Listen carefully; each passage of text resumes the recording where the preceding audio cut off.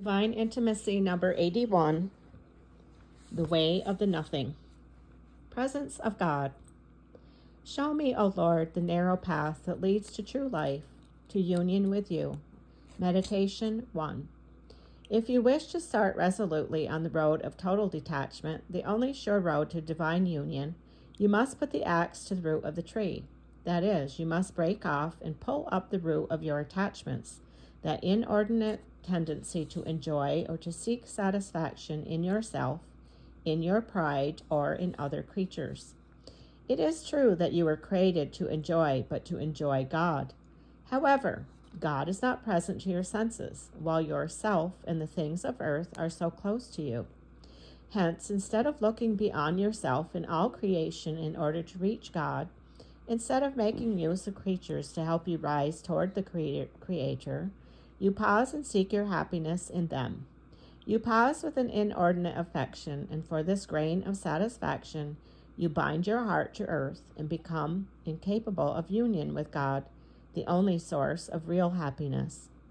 This inordinate desire for pleasure is the thing which turns your desires and affections toward creatures, instead of fixing them on God. This is the root of every attachment, no matter how slight. In order to mortify completely this inordinate tendency, St. John of the Cross says, if something is presented to the senses, which is not solely for the honor and glory of God, give it up, and deprive yourself of it for the love of Jesus Christ, who, while on earth, had and desired nothing but to do the will of his Father. AS 1:13, 4. The saint does not mean that you must live without any pleasure or satisfaction. This would be impossible. A man is created for happiness. However, he does tell you to renounce all the pleasures which are displeasing to God, and to put all your pleasure and satisfaction solely into accomplishing the will of God, giving him pleasure and procuring his glory. This was Jesus' life. He could say, I do always the things that please him. John 8:29. Meditation 2. If your way of acting or speaking satisfies your self-love, but you know that it does not please God, then you must give it up. If a conversation, a friendship, or a comfort pleases you, but you doubt whether it is pleasing to God, you must give it up. If your will urges you to do anything which may be even slightly contrary to the will of God, you must refrain from doing it. In all these cases, St. John of the Cross continually says, nothing, nothing, nothing. Nothing for the satisfaction of pride or selfishness, nothing for the pleasure of the senses, or even of the mind or will, if it is not in perfect agreement with the will of God.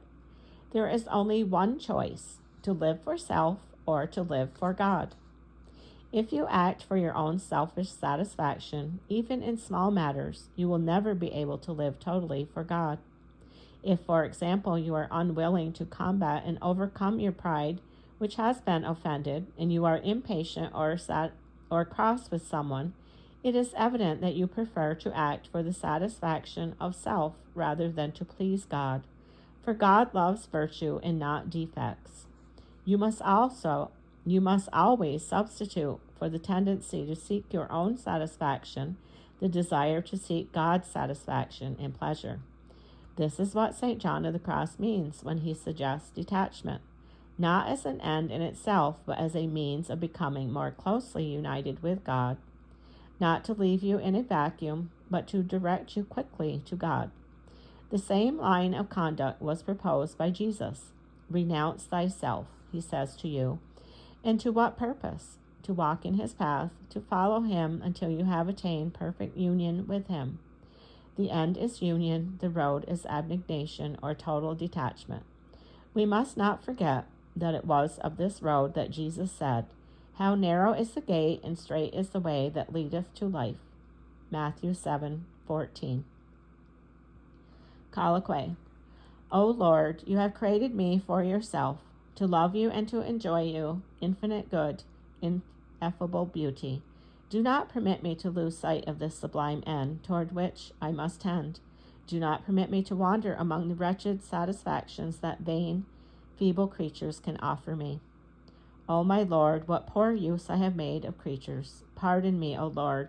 Henceforth I do not want to use anything unless it is for your glory and according to your holy will, as your Son Jesus did. O my God, if in the past I have turned aside from you, who are my beginning, my end, and my supreme good, if I have turned toward myself and creatures, preferring their will and mine to yours, I here and now promise to renounce entirely and forever the world and myself, and to give myself wholly and forever to you. O my God, I give myself to you as my beginning. Take complete possession of me. May I always abide in you, be the beginning and the end of all my actions. O my God, I give myself to you as my end, my center, my supreme good. Draw me to you, make me tend continually toward you. Be my delight, my glory, my treasure, my all. St. John Eudes. O Lord, teach me to make use of all things which, with perfect purity of intention, without desiring to draw any self-satisfaction from them.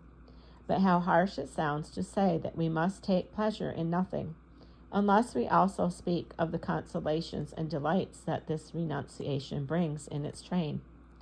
Oh, what a great gain it is, even in this life. T.J. Way, 12. Yes, Lord, I understand your words. I must surrender my own will and many little personal satisfactions. But in exchange, I shall know the joy of doing your will, of giving you pleasure and satisfaction, you who are my God and my all. End of number 81, The Way of Nothing.